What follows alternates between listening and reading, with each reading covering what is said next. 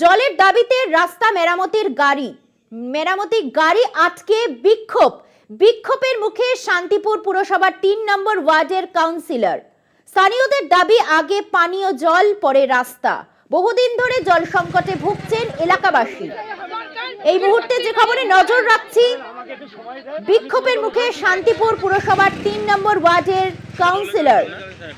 জলের দাবিতে রাস্তা মেরামতির গাড়ি আটকে বিক্ষোভের মুখে শান্তিপুর পুরসভার ৩ নম্বর ওয়ার্ডের কাউন্সিলর।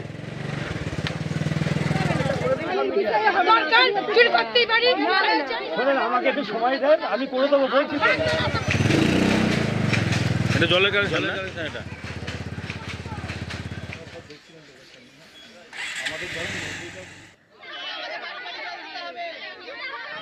এই মুহূর্তে যে খবরে নজর রাখছি, জলের দাবিতেই রাস্তা মেরামতির গাড়ি আটকে বিক্ষোভের মুখে শান্তিপুর পুরসভার ৩ নম্বর ওয়ার্ডের কাউন্সিলর। স্থানীয়দের দাবি আগে পানীয় জল, পরে রাস্তা।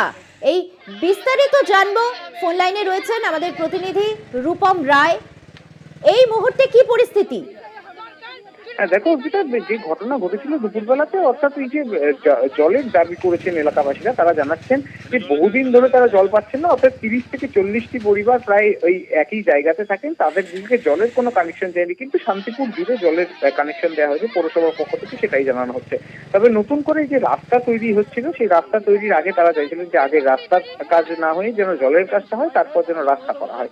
কিন্তু কাউন্সিলর সে কথা মানতে চাইছিলেন না, তার জন্য কাউন্সিলরকে ঘিরে বিক্ষোভ দেখাতে শুরু করে।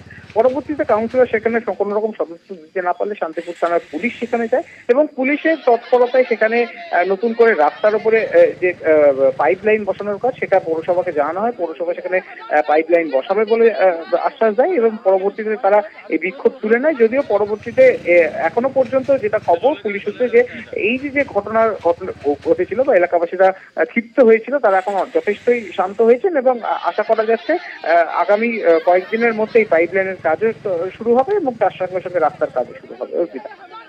ধন্যবাদ তোমাকে। কথা বললাম প্রতিনিধি রূপম রায়ের সাথে। এটা জলের কানেকশন না এটা?